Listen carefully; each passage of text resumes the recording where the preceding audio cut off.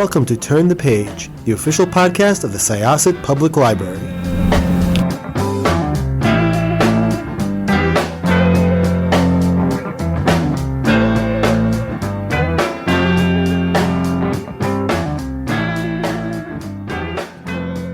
Hello, everyone. Welcome back to Turn the Page.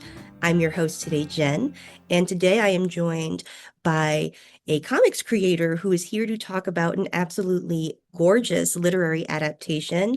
I had an absolutely beautiful time reading this book, and I am so excited to talk about it. So welcome. Could I ask you to introduce yourself and your book, please?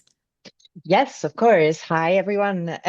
My name is Jules Scheele, and I have recently completed a graphic novel adaptation of Virginia Woolf's Orlando, which was her famous satire from the 1920s. And I've been a comics artist for a long time now, I would say about 10, 15 years or longer. I work as a freelance illustrator, and I do a lot of self-publishing of like autobio comics, queer comics, zines, and I have also illustrated 3 graphic guides for icon books about gender, sexuality, and queer theory, which were all written by Mike John Barker. So that's kind of my background. It's such a fascinating body of work. And before we get to Orlando itself, I'd love if you could tell us a little bit more about that journey, how you got into comics. I'm also, if you don't mind talking about it, particularly interested in your career as a live scribe. What does that entail?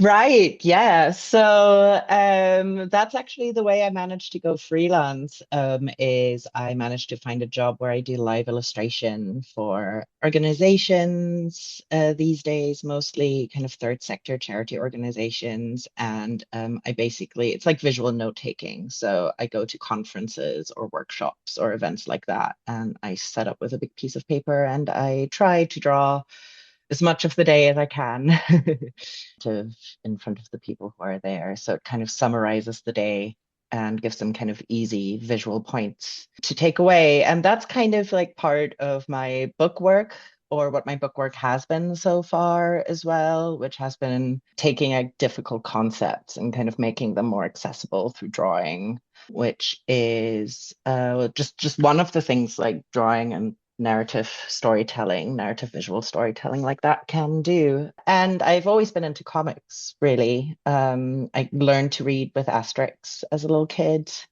before school, even, I think. And yeah, then at some point in my teenage years, I really got into manga and anime, which was really interesting to me because I think even at the time I already knew there were like interesting things that were being done with gender and sexuality and those that you didn't get so much in Western comics.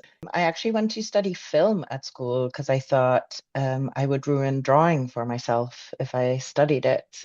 But then ended up working in a Forbidden Planet shop in London and just pivoted massively back to comics. And yeah, started doing small press fairs, zine fests. My first big comic convention was Thought Bubble in Leeds, which is great, and that's still running.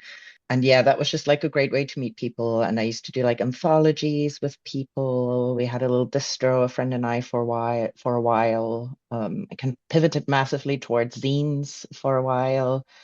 I really like kind of the DIY aspect of it. I tend to be super perfectionist when I'm drawing, so I really like, the idea of something that you can make quickly. And through that, I kind of got the offer to do the academic books for Icon, which was really exciting. That was kind of my break into publishing Oh. 10 years ago. It's really interesting how they're all such it's a very versatile and broad range of mediums and all different kinds of expression, but they all complement each other so nicely. It's really interesting, and you can see a lot of those ideas, I think, at work in this book too. Oh, that's good to know. Yeah, I think for ages I was really scared of doing like a whole graphic novel because I was so worried about what style I should be doing it in. But then I think in the end it just kind of did end up being like a melting pot of every kind of drawing that I've done in the past few years. So it ended up being kind of more instinctive like that. But I also found it really fun. I find it really fun to kind of play with the format of comics. Like I've never been a massive fan of panels, so this was a challenge, but I do like breaking out of them and kind of using them or underusing them to kind of further the story. When it came to adapting Orlando, was that an idea that originated with you, or was it a project that was pitched to you? How did the project come to be? It was actually pitched to me by Ricky from Avery Hill. So I had done some work with Avery Hill before, and I'd known them for a long time as well. Like the comic scene in London is not like super huge, and I used to work in a comic shop there and got to know a lot of people. And yeah, they've always kind of wanted to do book with me, but I couldn't really get into like an idea that I like. And then Orlando entered Creative Commons license, and I immediately got a text message from Ricky just going like, "Do you want to do Orlando with us? I think it would be really cool, and it would really suit your style." And I got super excited straight away because I'd actually recently kind of reacquainted myself with Orlando. Like I read it when I was quite young, I think 17, and for years had wanted to watch the Sally Potter movie, and I'd only just recently watched it. And I think it was a very like I was kind of waiting subconsciously till I transitioned to watch it. And I watched it and I absolutely loved it. And yeah, it was fresh in my mind as well. So I immediately got excited about like what I could be doing with it and what I could bring to the book as well.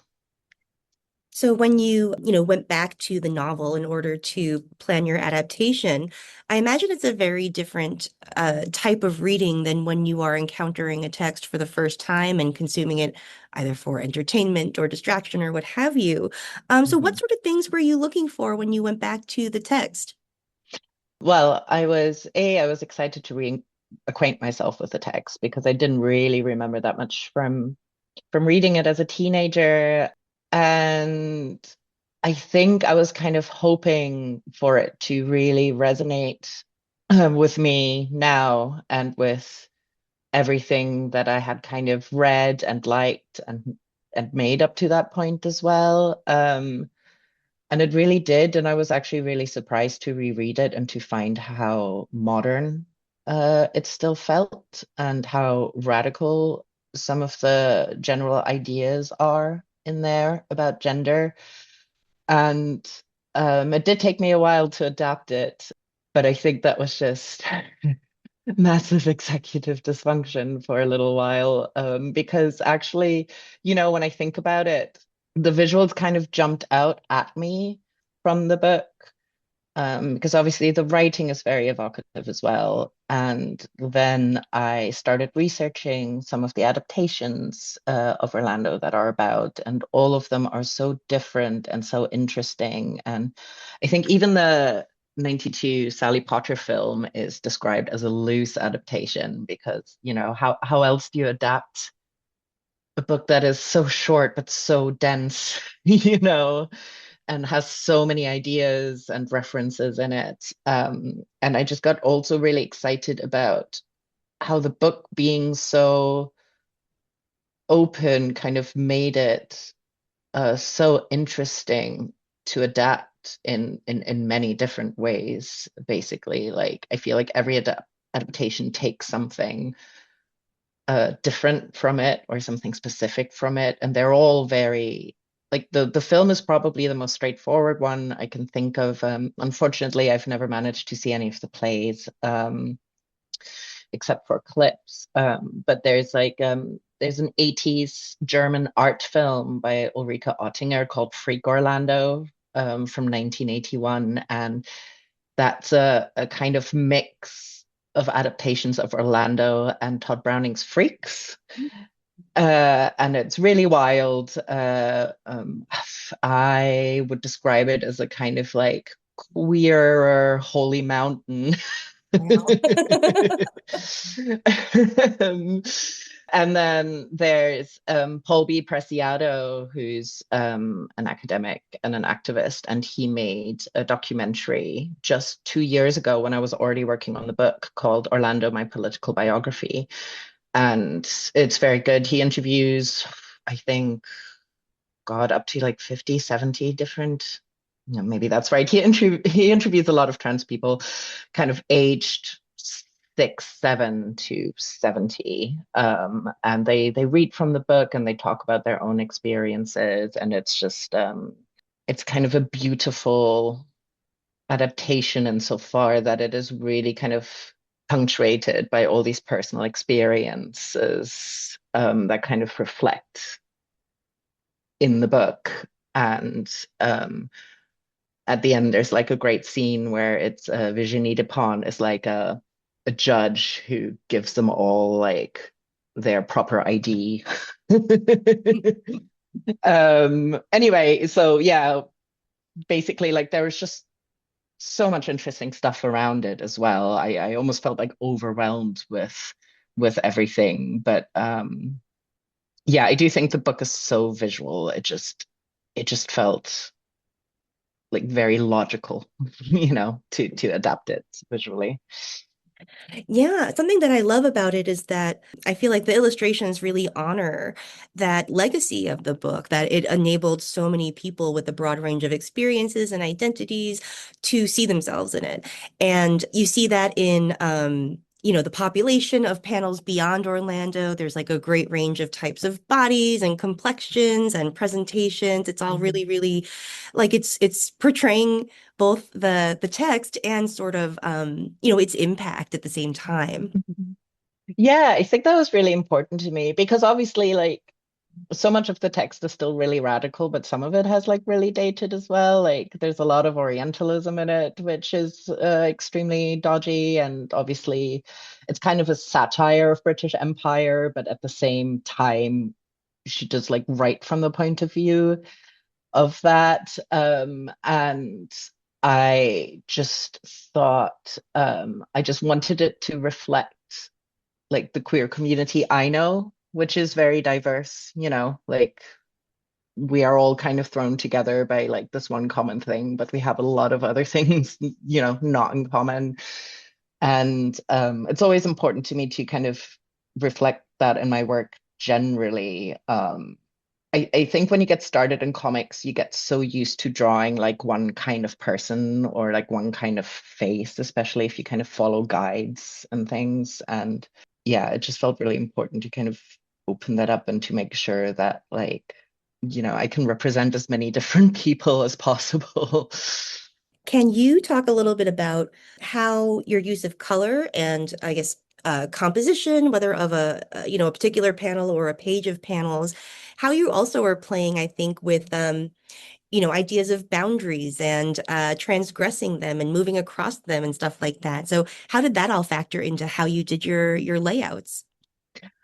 Yeah, again, I just think I find it difficult to describe with words. I think I just feel like when I'm drawing, rather than trying to relay kind of information like in a row, I tend to think about like the feeling of the illustration and what it evokes, So, like here, like there's like a climax of this particular scene. So, we'll open it up and we'll open the panels up and we'll do like a double page spread or something like that. Or, a lot of it is talking about metaphor as well. And that's just what's so wonderful about comics, because you can visualize all of that really easily and you're not really bound um, by things like in film where, you have to somehow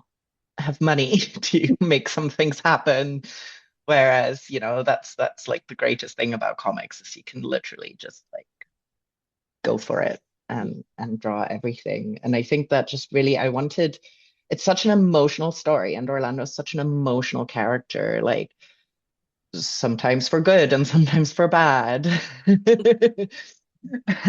And I think I'm just really fascinated with how you can evoke those things just with like flow and images rather than having to kind of point out like with words, this is what he felt like here, this is what she's doing here, and this is and you can just hope that it translates to other people when they read it as well. Yeah, absolutely. It lets you play with time in really interesting ways too, which is important when you are, portraying a character who's effectively immortal. Um, Yeah, exactly. yeah. Right. And I think that was also what was really interesting because I was thinking about time a lot when I was writing it and I was drawing it. And part of it is my partner is an academic and he did a PhD on queer temporality in comics.